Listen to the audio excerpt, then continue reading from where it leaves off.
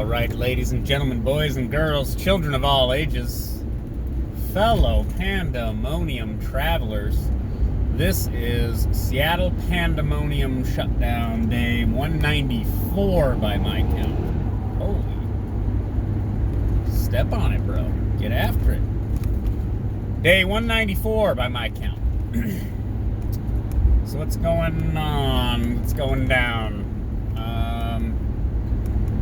What?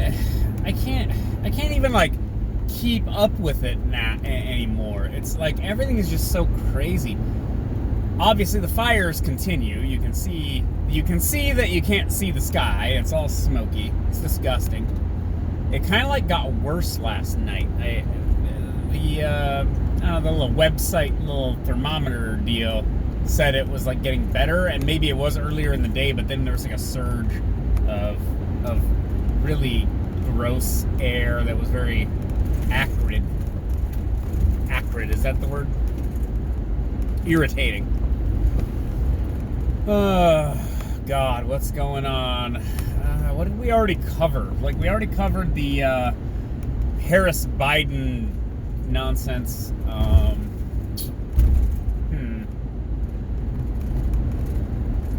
What were we going over this morning?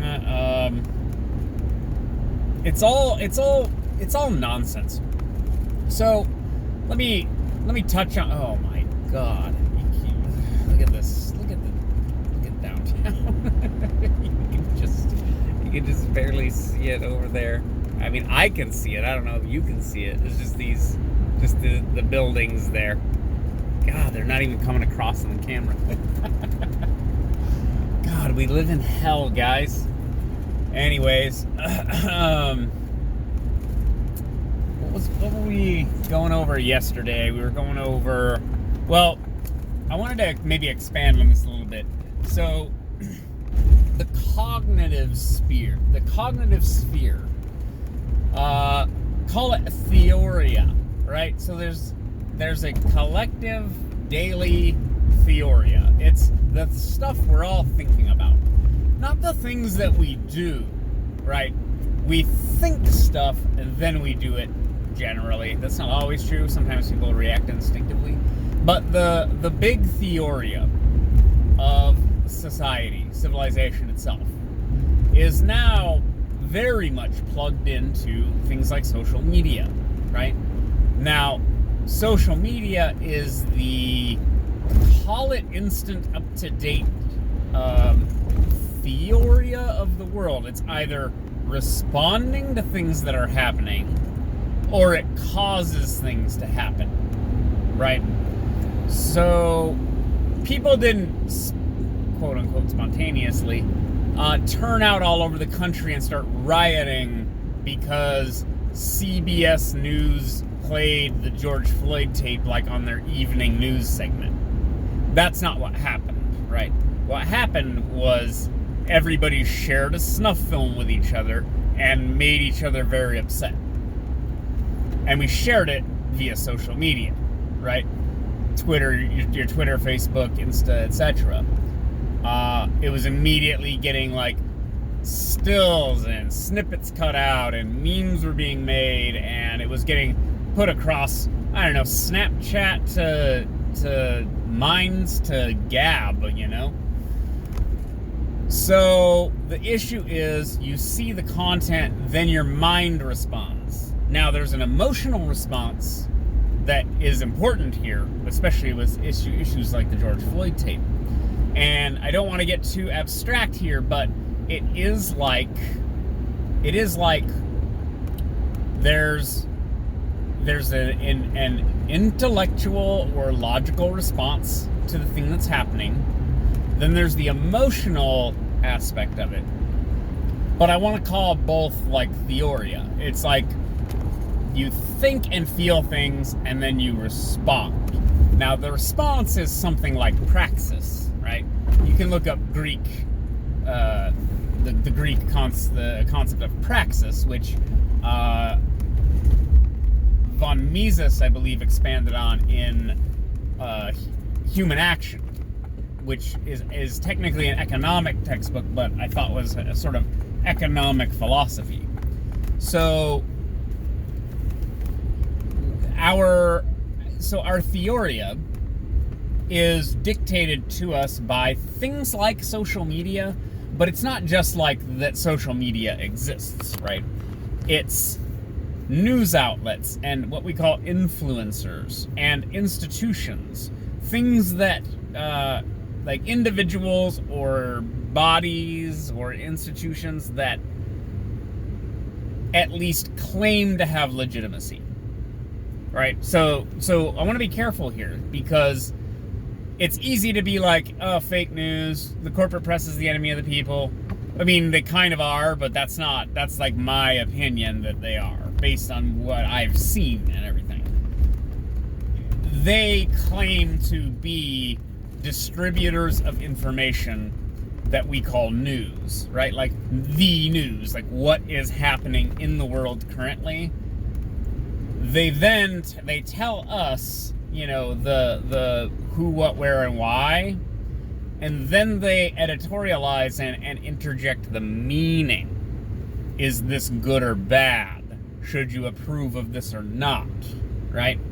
Now, this panoply of, call it like media organizations, people call this like the cathedral and other things. Like they call it, you know, there's various names for the MSM, the enemy of the people, the military industrial complex, etc. There are phrases to describe what this thing is. But we live inside of this, and it's not an information vacuum. That's why I call it a cognitive sphere. It's not a vacuum. In fact, it might have too much information in it. It might have a whole bunch of wrong information. And the whole bunch of wrong information is there on purpose. Because there are people and institutions and groups who know that you make decisions based on the information you have at hand, so they give you bad information, so that you make a decision that might be bad for you but good for them, right? This is like disinfo and misinfo. Now, I understand how like conspiratorial this might sound, but think about it like this. Why would a corporation that why would Apple come out and be like, yeah, sorry guys, we just botched that iPhone. It's a piece of junk and there's no saving it and we messed up. Why would they admit to that if they made a bad smartphone? It catches on fire, it's slow, it's garbage, it has no storage space, it loses signal, it's a piece of trash. What they would say is, oh, we have to do some structural, some mismanagement needs to be addressed, and we'll issue a course correction in the future in order to save their brand. They wouldn't simply, oh my goodness, they wouldn't just be like, yeah, we messed up. And it's the same with like politicians and things, like, and the news. They don't just go, oh, here's a correction to our story that we got wrong. And it's not that we got it wrong because we didn't have enough information. We literally put out fake news because we push a actual narrative. Like, we push a narrative, right? They're not going to admit that, because then they would have to admit that they're spinning narratives that serve various purposes. And at that point, they would be undermining the idea, the very concept that they are the news. They are not the news, they are storytellers. That's what they are. I mean, that's kind of what I am, but, you know, I'm not CNN and I'm not necessarily objective. I try to be objective, but I'm not telling you, oh, hey, I'm totally, like, detached. They pretend that they are, and they try to pretend that they can tell you that they are, even though it's sort of like we all know they're not. So the mask slips.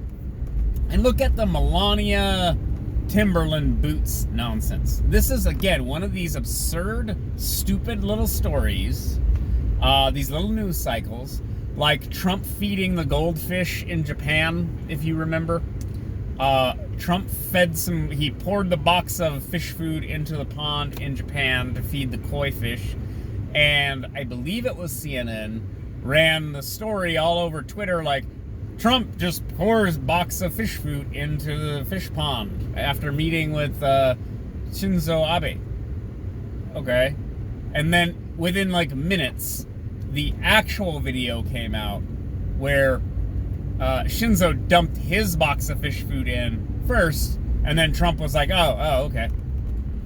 It's cool. It's cool to do that. Well, I'll just do what you just did. Right? Now, this is one of these stories. Melania with the Timberlands versus Kamala Harris with the Timberlands, the Timbs. She's wearing these Timberland boots. This is like the goddamn Chuck story from the other day, the Chuck Taylor's story. She gets off a plane, walks down a 3-foot long red carpet, wearing these Timberland boots, and stupid blue checks on Twitter, who are the scourge of humanity. Oh no, look at her Timbs. She's wearing Timbs, you guys. What the fuck? I don't fucking give a shit. And then you have the story about Melania Trump going to, Puerto Rico, and she's wearing Timberlands, and this is not a fashion runway, Melania. This is disrespectful for you to be wearing these fashionable, just, like, look, I understand there's, like, some subset of the media are not talking about this at all, and some subset of the media are basically, like, what do you call them, tabloid trash? I mean, they just seize on these things, but there's prominent personalities that were engaging in this, especially on social media. So again, this sort of cognitive sphere, it is full of a bunch of garbage. Like, there's a whole bunch of, like, either stupid people or people who intentionally will mislead you, talking about nonsense and gobbling up your cognitive bandwidth. So you have to start, like, making decisions about who it is that you actually give your attention to and who's making sense. So, like, a few of you, not many so far, but a few of you have decided that you're going to listen to Kyle. Like, Kyle makes sense. Maybe he talks in circles, maybe he curses too much or whatever, but I'm slowly gaining a following by discussing current events, right? And that's fine, so long as I'm not completely wrong. And if I'm completely wrong, then people will tune out, and they'll be like, yeah, Kyle doesn't know what the hell he's talking about. But this is one of the problems.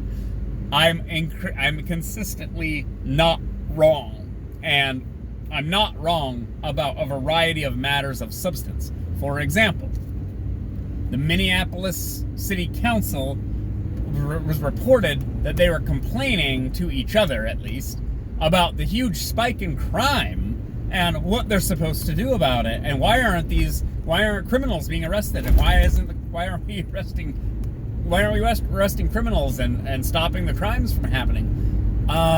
Like 4 months ago, I said on this camera, I yelled into this camera, yeah, what do you think is going to happen when you disband your police? Criminals are going to go buck wild because there is no incentive to stop. And now the obvious thing that was going to happen happened, and these people have the audacity to act surprised. Now, if you were listening to me a few months ago, none of this would be a surprise. You'd be like, man, Kyle was right. Now, more importantly, we could have not done all of this. Never mind me being right. We could have just not done all this, and there would be less criminality and less victimization of people. God. That's enough from me for one day. I'll talk to you guys later. Bye.